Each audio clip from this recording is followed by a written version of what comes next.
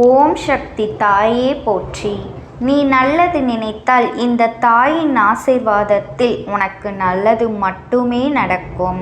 இன்று இந்த தாயானவளின் வாக்கினை நீ முழுமையாக கேட்டாயானால் உன் கர்ம வினைகள் அத்தனையும் நிச்சயமாக விலகிவிடும்.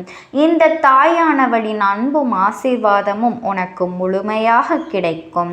என் அன்பு பிள்ளையே, இன்று உன்னை தேடி உனக்கு பிடித்த ஒருவர் வரப்போகின்றார் என்பதனை உனக்கு உணர்த்துவதற்காகத்தான் இன்று நான் வந்திருக்கின்றேன். என் தங்க குழந்தையே, உன்னை தேடி வருபவர் உனக்கு பிடித்தவராக இருக்கும் பொழுது உன்னுடைய சந்தோஷத்தை உன் அம்மா நான் காண வேண்டாமா?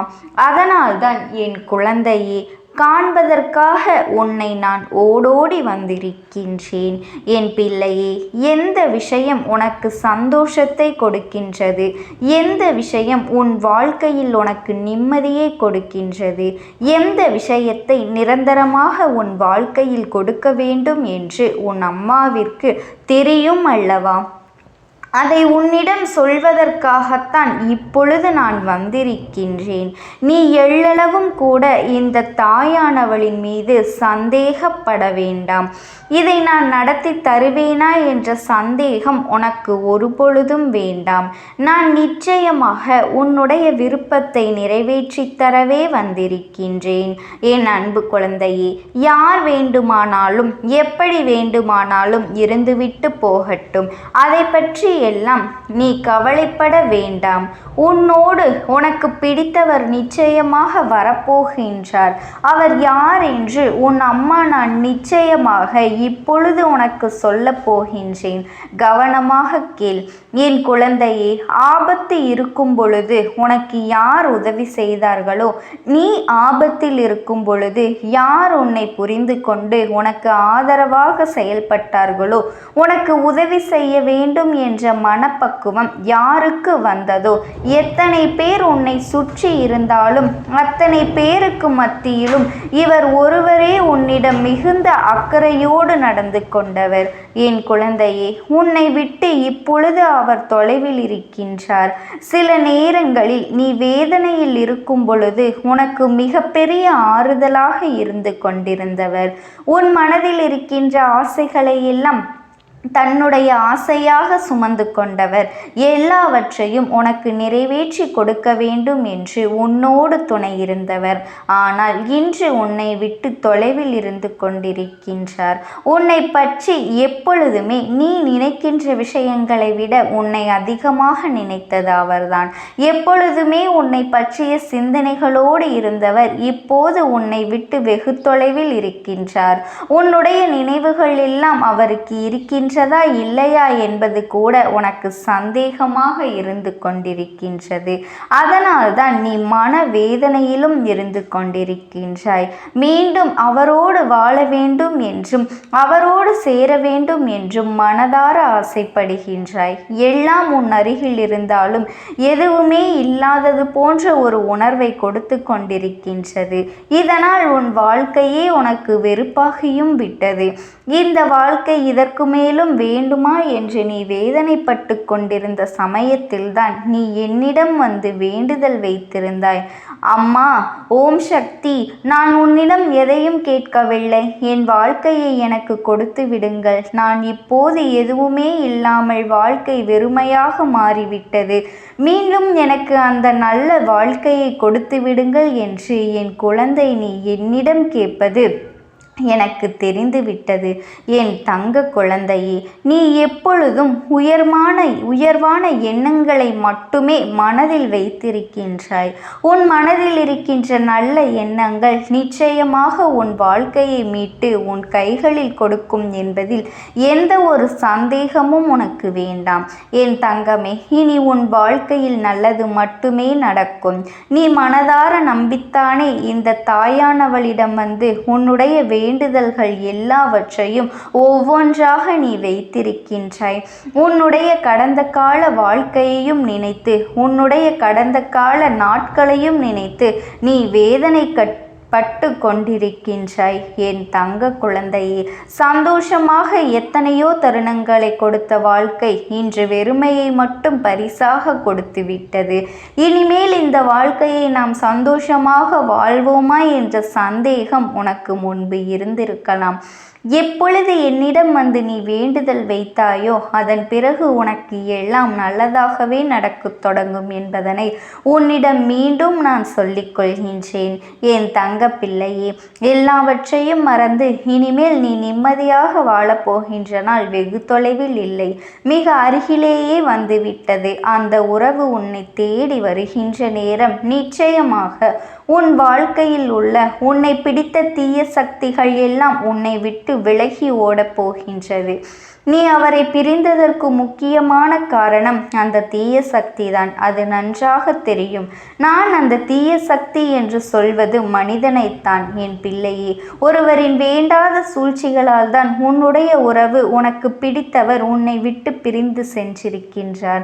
அந்த சூழ்ச்சியிலிருந்து அவர் இன்னும் மீள முடியாமல் தவித்து கொண்டிருக்கின்றார். ஆனால் இப்பொழுது உன் அம்மா உன் வாழ்க்கைக்குள் வந்துவிட்ட பிறகு, என் குழந்தையாக நீ மாறிவிட்ட பிறகு எல்லாம் மாறப்போகின்றது.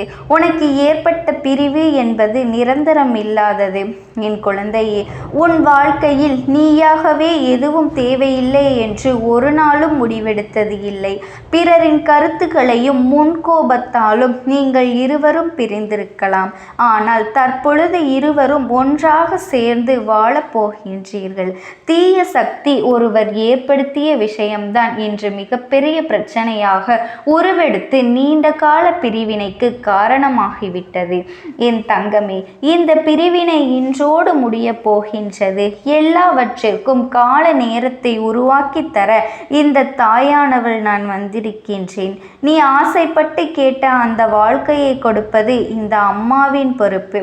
என் குழந்தையே, நீ கதறி கருத்தறி அழுதாய், தினம் தினம் என்னிடம் மன்றாடினாய்.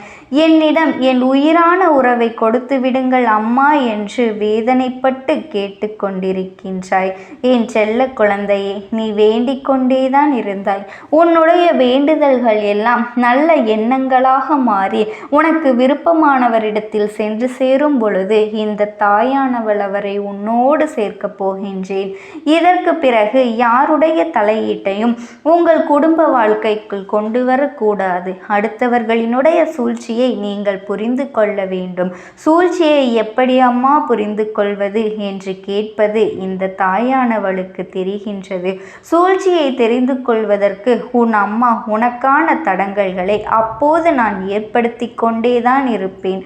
உனக்கான சமிச்சைகளும் வந்து கொண்டேதான் இருக்கும். அதை நீ உணர்ந்து நடந்து கொண்டால் எந்தவித சூழ்ச்சிகளும் உன்னை எதுவும் செய்ய முடியாது. என் பிள்ளையே, நீ நன்றாக இருப்பது ஒரு தீய சக்திக்கு பிடிக்கவில்லை.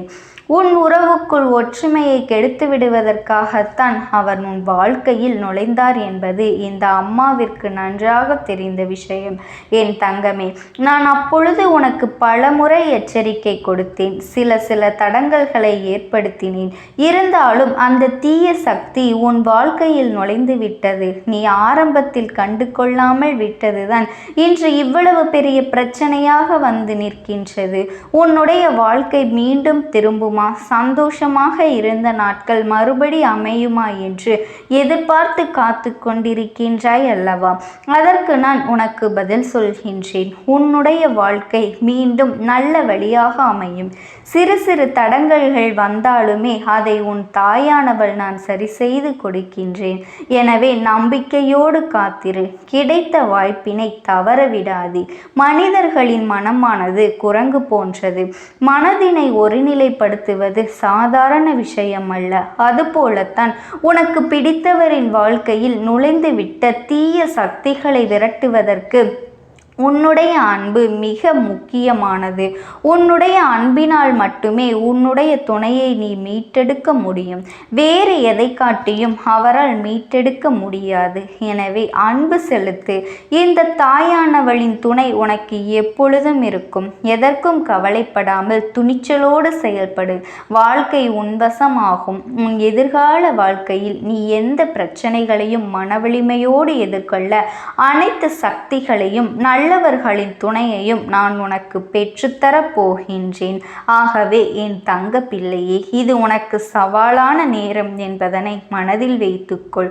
உன்னுடைய துணையை நீ பெறுவதற்கு இந்த அம்மாவினுடைய அன்பும் ஆசீர்வாதங்களும் என்றென்றைக்கும் உனக்கு முழுமையாக கிடைத்து கொண்டே இருக்கும். ஓம் சக்தி. ஓம் ஆதிபராசக்தி. ஒருவரினுடைய ஆத்மாவானது உன்னோடு பேசுவதற்கு ஆசைப்படுகின்றது. என் தங்கமே, நான் உங்களுக்கு ஒரே ஒரு வாய்ப்பினை உருவாக்கி கொடுக்கின்றேன். அந்த ஆத்மாவின் வாக்கினை கேட்பதற்கு இதுவே உனக்கு கிடைக்கின்ற கடைசி வாய்ப்பாகவும் இருக்கலாம். அதனால் என் பிள்ளையே, இந்த வாய்ப்பினை நீ சரியாக பயன்படுத்தி கொண்டு அந்த ஆத்மா உன்னோடு என்ன பேச நினைக்கின்றது, அவர்கள் எதை உன்னிடத்தில் சொல்ல நினைக்கின்றார்கள், வெளிப்படுத்த முயற்சி செய்கின்றார்கள், எதனால் உன்னை தேடி வந்திருக்கின்றார்கள் என்பதனை எல்லாம் நீ தெரிந்து கொள்ள வேண்டும். என் தங்க பிள்ளையே, அவர்கள் எப்படி இந்த தெய்வத்தின் அருகில் வந்தார்கள் என்று நீ யோசிக்கலாம். என் தங்கமே, உன்னுடைய இல்லத்தில் சமீபத்தில் இறந்து போன ஒருவரினுடைய ஆத்மாவானது சில நாட்களாகவே உன் இல்லத்தை சுற்றி சுற்றி வருகின்றது. இந்த அம்மா அதனை கண்டுவிட்ட பிறகு, எதற்கு இங்கே சுற்றி கொண்டிருக்கின்றாய்? நீ இருக்க வேண்டிய இடத்தில்தானே இருக்க வேண்டும். என் பிள்ளையின் வீட்டில் உனக்கு என்ன வேலை என்று கேட்ட பொழுதுதான் அந்த ஆத்மா என்னிடத்தில் சொன்ன விஷயம், எனக்கும் என்னிடத்தில் இருக்க வேண்டும் என்றுதான் ஆசையாக இருக்கின்றது. ஆனால் சில விஷயங்கள் என்னை அங்கே செல்ல விடாமல் தடுத்து கொண்டு இருக்கின்றது. எனக்கு என்னுடைய குடும்பத்தில் இருக்கின்றவர்களிடம் பேசியாக வேண்டும். என் மனதில் தோன்றுகின்ற சில விஷயங்களை அவர்களிடத்தில் சொல்லிவிட்டால் நான் மனநிறைவோடு இங்கிருந்து சென்று விடுவேன். சில விஷயங்களை நான் அவர்களோடு பகிர்ந்து கொள்ளாமல் விட்டுவிட்டேன். அதற்கு சரியான நேரம் இப்பொழுது வந்திருக்கின்றது. இப்பொழுதும் சொல்லாமல் நான் சென்று விட்டால் இனி காலம் முழுவதும் என்னால் அவர்களிடத்தில் சொல்லிவிட முடியாது. இதற்கு நீங்கள்தான் துணையாக நிற்க வேண்டும் அம்மா என்று என்னிடத்தில் வாய்ப்பினை ஏற்படுத்தி கொடுக்க வேண்டும் என்று கேட்டது. என் தங்க குழந்தையே, இப்படி இருக்கும் பொழுது அவர்களிடத்தில் சொல்லிவிட முடியாது. அந்த வாய்ப்பினை ஏற்படுத்தி கொடுத்து என் வீட்டில் உள்ளவர்களிடம் பேச வைக்க வேண்டும் என்று என்னிடத்தில் கோரிக்கை வைத்தது. என் தங்கமே, இப்படி மனதிலே எந்த கெட்ட எண்ணங்களும் இல்லாமல் உன் குடும்பத்திற்காக பேச வேண்டும் என்று கேட்ட ஆத்மாவிற்கு நான் அந்த வாய்ப்பு வழங்குவது தானே முறையாக இருக்கும். அதனால் இந்த அம்மா அந்த ஆத்மாவிற்கு அந்த வாய்ப்பினை கொடுக்க முடிவுகள் செய்து இப்பொழுது உன்னோடு பேசுவதற்காக வரவழைத்திருக்கின்றேன். என் பிள்ளையே, அந்த ஆத்மாவானது உன்னிடத்திலே என்ன பேசுகின்றார்கள் என்பதனை நான் என் மூலமாக உன்னிடத்தில் பேசி சொல்கின்றேன். இந்த அம்மாவிடத்திலிருந்து தான் அவர்கள் மனதில் பேச நினைப்பதை எல்லாம் பேச முடியும். என் தங்கமே, நேரடியாக ஒரு ஆத்மாவின் குரலை உன்னால் அத்தனை சுலபமாகவெல்லாம் கேட்டுவிட முடியாது. இந்த அம்மா அதற்காகத்தான் இன்று இந்த உதவியை செய்கின்றேன். என் குடும்பத்தில் இருக்கின்றவர்களிடம் பேச வந்திருக்கின்றேன். உங்கள் எல்லோரையும் நான் இனி காணவே முடியாது என்பதனை நான் உணர்ந்து கொண்டேன். என் வாழ்க்கையில் நிறைவாக இருந்து என்னால் உங்களுக்கு கஷ்டங்கள் வந்தாலும் உங்களால் எனக்கு எந்த கஷ்டங்களும் இதுநாள் வரையிலும் வந்தது கிடையாது. நான் நினைத்தது போல இந்த வாழ்க்கையை அத்தனை சந்தோஷமாக வாழ்ந்து கொண்டுதான் இருந்தேன். என் குடும்பத்தில் இருக்கின்றவர்களிடம் பேச வந்திருக்கின்றேன். உங்கள் எல்லோரையும் இனி நான் காணவே முடியாது என்பதனை நான் உணர்ந்து கொண்டேன். உங்களோடு இருந்த இந்த காலகட்டம் குறைவாக இருந்தாலும் எனக்கு கிடைத்த சந்தோஷங்களும் மகிழ்ச்சியும் ஏராளமாக இருந்தது. அதனால் எனக்கு எந்த ஒரு கவலையும் இதுவரையில் இருந்ததே கிடையாது. நான் நினைத்தது போல இந்த வாழ்க்கையை நான் சந்தோஷமாகத்தான் வாழ்ந்து கொண்டு இருந்தேன். ஆனால் இவ்வளவு காலம் எனக்கு சீக்கிரமாக என்னுடைய ஆயுள் முடிந்துவிடும் என்று எனக்கு முன்பே தெரியாது. அது தெரிந்திருந்தால் நிச்சயமாக என் மனதில் இருக்கின்ற அத்தனை விஷயங்களையும் நான் உங்களிடத்தில் சொல்லியிருப்பேன். ஆனால் எல்லோரும் நினைப்பது போலத்தானே நானும் நினைத்திருந்தேன். எனக்கும் இந்த உலகத்தை விட்டு செல்ல வேண்டும் என்ற ஆசை கிடையாது. மற்றவர்கள் சொல்வது போல எதற்காக பிறந்தோம், நாம் ஏன் பிறந்தோம் என்று ஒரு நாளும் நான் நினைத்தது கிடையாது. வாழ வேண்டும் என்றுதான் ஆசைப்பட்டேன். என்னுடைய ஆசைகள் எல்லாம் நிராசையாகும்படி இந்த உலகத்தில் விட்டு செல்ல வேண்டிய காலகட்டம் கட்டாயம் வந்துவிட்டது. என்னுடைய கடமை இங்கே சரியாக முடிவதற்கு வந்துவிட்டது. இன்று நான் உங்களோடு பேச வந்ததற்கு முக்கியமான காரணம், சில விஷயங்களை எல்லாம் உங்களோடு சொல்லாமல் விட்டுவிட்டேன். எப்படி நடக்கும் என்று தெரியாமல் நான் சில விஷயங்களை செய்தும் முடித்துவிட்டேன். அதற்காக உங்களிடத்தில் நான் மன்னிப்பு கேட்டுக்கொள்கின்றேன். இதை உங்களிடத்தில் பகிர்ந்து கொள்ள வேண்டும் என்றுதான் இன்று நான் வந்திருக்கின்றேன். உங்களை நான் மனதார வணங்குகின்றேன். இந்த வாய்ப்பினை நான் சரியாக பயன்படுத்தி கொள்ள விரும்புகின்றேன். அதனால்தான் என் மனதில் இருக்கின்ற விஷயங்கள் எல்லாம் நான் சொல்லிவிடுகின்றேன். சிறிது நேரம் அமைதியாக அமர்ந்து என்னுடைய வார்த்தைகளை கேட்டாலே போதும். என்னுடைய அன்பினை புரிந்து கொண்டு அதுவே எனக்கு போதும். நான் நிச்சயமாக இங்கிருந்து நல்லபடியாக சென்று விடுவேன். இன்று உங்களோடு பேச வந்ததற்கு ஒரு முக்கியமான காரணம், நான் சில விஷயங்களை சொல்லாமல் விட்டுவிட்டேன். இப்படி நடக்கும் என்று எனக்கு ஒரு நாளும் தெரியாமல் சில விஷயங்களை செய்துவிட்டேன். அதை உங்களிடத்தில் பகிர்ந்து கொள்ளத்தான் வந்திருக்கின்றேன். என் மனதில் நினைக்கின்ற விஷயம் என்ன தெரியுமா? நான் உங்களை நன்றாக பார்த்து கொள்ள வேண்டும். உங்களின் ஆசைகளை எல்லாம் நிறைவேற்றி கொடுக்க வேண்டும். உங்கள் வாழ்க்கையில் நடத்தி கொடுக்க முடியாமல் போனாலும் இனிமேல் அதையெல்லாம் நடத்தி கொடுக்க வேண்டும் என்று ஆசைப்பட்டு என்னால் ஆன முயற்சிகளை எல்லாமே செய்து கொண்டிருந்தேன். ஆனால் முழுமையான பலன்களை கொடுப்பதற்கு முன்பாகவே இது போன்று நடந்துவிட்டது. அதனால் நான் ஏதேனும் குற்றம் குறைகள் செய்திருந்தாலும், ஏதேனும் உங்களுக்கு மனதிற்குள் கஷ்டத்தை தந்திருந்தாலும் என்னை மன்னித்து விடுங்கள். நான் எப்பொழுதும் உங்கள் மீது உண்மையான அன்பினைத்தான் வைத்து கொண்டிருக்கின்றேன்.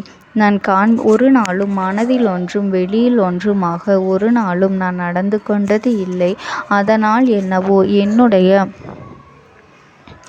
என்னுடைய குணங்கள் சிலருக்கு இங்கே பிடிப்பதே இல்லை. எதுவாக இருந்தாலும் என்னோடு இருக்கின்ற என் குடும்பத்திற்கு தெரியும் அல்லவா நான் யார், என்னுடைய அன்பு எப்படிப்பட்டது என்று. அதனால் என்னுடைய அன்பினை முழுமையாக உணர்ந்து கொள்ள வேண்டும் என்று அதனை இங்கிருந்து ஏற்றுக்கொள்ளவே முடியாத ஒரு விஷயமாகத்தான் இருந்தது. நானும் அங்கும் ஓடி ஓடி மீண்டும் என்னுடைய உயிரை மீட்டெடுத்து விடலாம் என்றுதான் முயற்சி செய்தேன். ஆனால் அப்பொழுது என்னால் அதையெல்லாம் செய்ய முடியவில்லை. உயிரற்ற உடலாக இங்கே நின்று கொண்டிருக்கின்றேன். நாட்கள் செல்ல செல்ல இதை எனக்கு ஏற்றுக்கொள்ள பழகிவிட்டது. இனிமேல் இதுதான் என்னுடைய உலகம். மீண்டும் அங்கே செல்ல முடியாது என்பதனை நான் புரிந்து கொண்டேன். செல்ல முடியாவிட்டாலும் ஆத்மா என்று ஆன பிறகு என்னுடைய உலகத்தில் இருந்தால்தான் எனக்கு சந்தோஷம். மீண்டும் மனித வாழ்க்கைக்குள் என்னால் நுழைந்துவிட முடியாது. எனக்காக இத்தனை காலமும் அன்போடு பழகி எனக்கு எல்லாம் செய்த உங்களுக்கு நான் சொல்கின்ற விஷயம் ஒன்றுதான். நடந்தது எல்லாம் நடந்துவிட்டது. நடந்த விதையை யாராலும் இனி மாற்ற முடியாது. இனி நான் உங்களோடு இருக்க வேண்டும் என்று நினைத்தால் கூட அது நடக்காது. அதனால் இந்த வாழ்க்கையில் நீங்கள் நல்லபடியாக வாழ்ந்து சந்தோஷமாக இருக்க வேண்டும் என்றுதான் அந்த ஆத்மா மனது வேதனைப்பட்டு உன்னோடு பேசுகின்றது. என் தங்க குழந்தையே, யார் உன்னை விட்டு சென்றாலும் இந்த தாயானவளினுடைய அன்பும் ஆசீர்வாதங்களும் உனக்கு என்றென்றைக்குமே முழுமையாக கிடைத்து கொண்டே இருக்கும். அதனால் நீ எதை நினைத்தும் கவலைப்படாதே. உனக்காக எப்பொழுதும் நான் இருந்து கொண்டே இருப்பேன். ஓம் சக்தி. ஓம் ஆதிபரா சக்தி.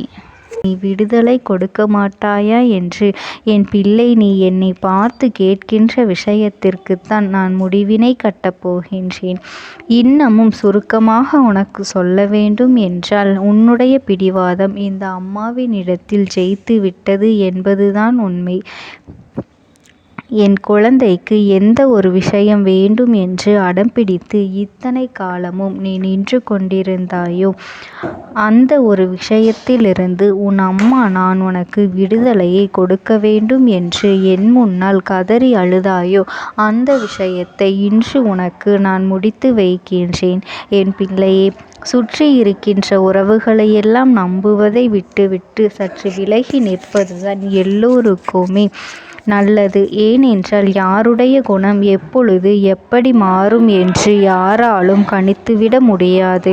ஒருவரிடத்தில் நல்லபடியாக பேசிக்கொண்டு வந்திருப்பாயானால் அவர்கள் மனதிற்குள் என்ன இருக்கின்றது என்று உன்னால் ஒரு பொழுதும் தெரிந்து கொள்ள முடியாது. அவர்களுக்குள் 1000 விஷயங்கள் ஓடும்.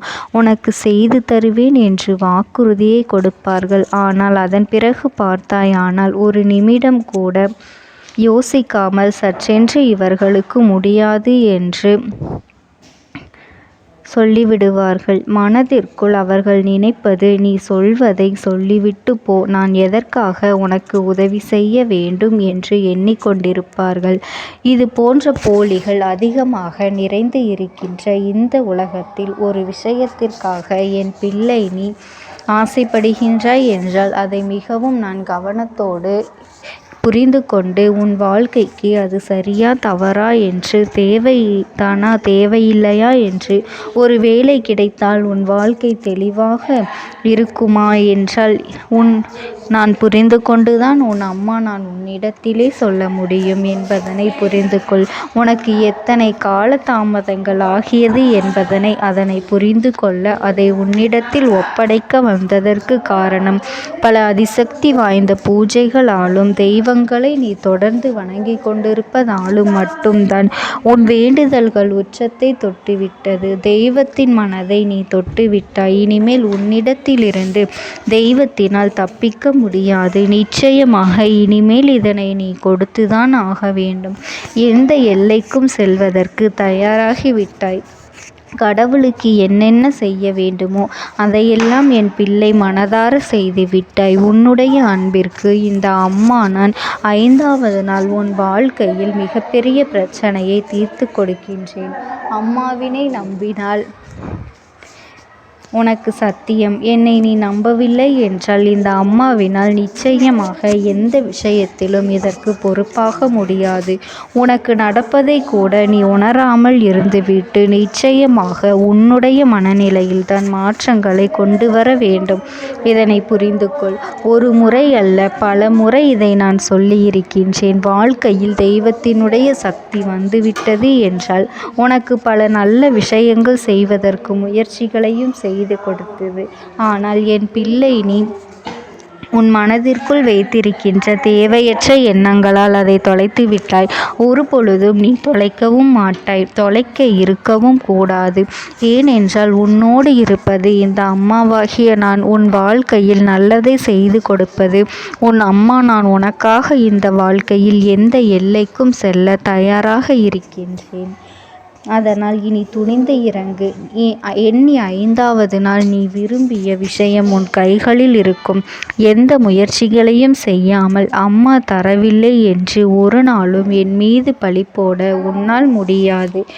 நீ முயற்சிகளையும் உன்னுடைய உழைப்பையும் சரியாக செலுத்திவிட்ட பிறகு நான் கொடுக்கவில்லை என்றால் என் மீது கோபப்பட உனக்கு அத்தனை உரிமையும் இருக்கின்றது.